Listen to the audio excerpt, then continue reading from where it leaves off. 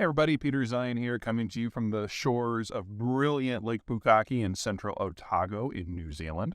And today we're going to talk about New Zealand's #1 agricultural export, and that is dairy. Now, there are two main ways that countries approach a dairy sector. The first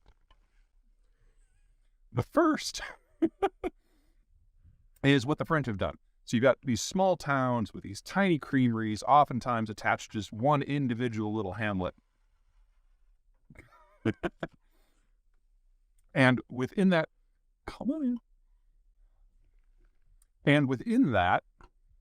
you get very low throughput and not what we would call world-class safety standards. So if you are in France and you have a cheese in a local community, you don't get sick, good for you.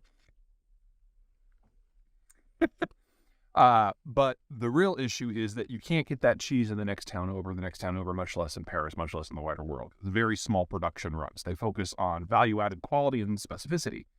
On the other side, you have the American style, where there's larger and larger dairy farms, larger and larger dairies, larger and larger operations, and ultimately the milk is harvested and is sent to a processing facility where it's all done at scale. Now, there are pros and cons for each system. Obviously, food safety, the smaller the operation, the bigger the problem is. And obviously, the cheese that you got one year, you might not be able to get the next year. With scale, you have more reliability. You have a more economic system. You don't have to worry about subsidies like the French are always worrying about. But when you saturated your local market, you kind of hit a wall. So in the United States, once you've met the demand for the American liquid dairy milk plus local cheese, you're kind of screwed, because when you're producing at scale, yes, it's high quality, yes, it's reliable, but that doesn't necessarily mean that everyone in the world wants American cheese. And so you just kind of get this glutted market. The only thing you can do then with all the extra dairy,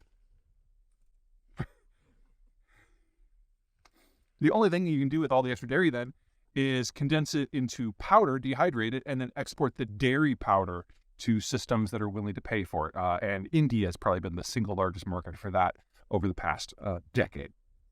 Now, in New Zealand, they've kind of hit on the magic system for blending the best of both worlds. New Zealand has very mild summers. I'm here in the first week of April.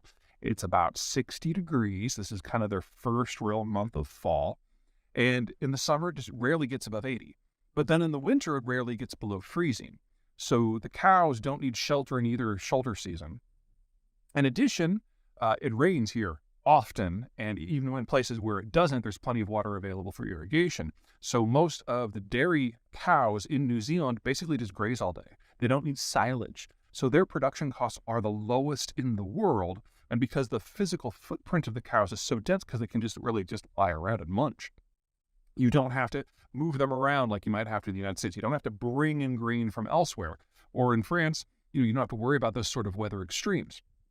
So they have the lowest cost production for all dairy goods on the planet, and only 5 million people. So their ability to export is massive, but so they can achieve American-style scale, but they don't follow American product types. They don't export a lot of dairy powder. They turn it into value-added product.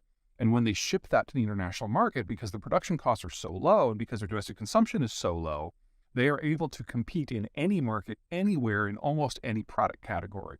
So the New Zealanders will outcompete French butter in French colonies in the French Caribbean on the wrong side of the planet. They're selling butter products now in Mexico City. The United States has a NAFTA treaty with the Mexicans for dairy access. The Kiwis aren't a party to that, but they can compete on price and quality outside of tariff bounds. But most importantly, because there's so much dairy, so many places in New Zealand, they followed a French style for specialization. And each community has its own cheese, but since they have American production styles, they can produce them all at scale. And my personal favorite is this thing called Triple Cream Kapiti Kiko Rangi. It is the most wonderful thing I have ever had in my mouth. It combines basically the texture of brie with the heat and the taste of blue cheese. It is absolutely spectacular. It is not available in the United States, which pisses me off to no end. So I'm going to include the information for the folks at Kapiti here so that everyone can annoy them. Tell them Peter Zeihan sent you. because we have to get this in North America. We have to.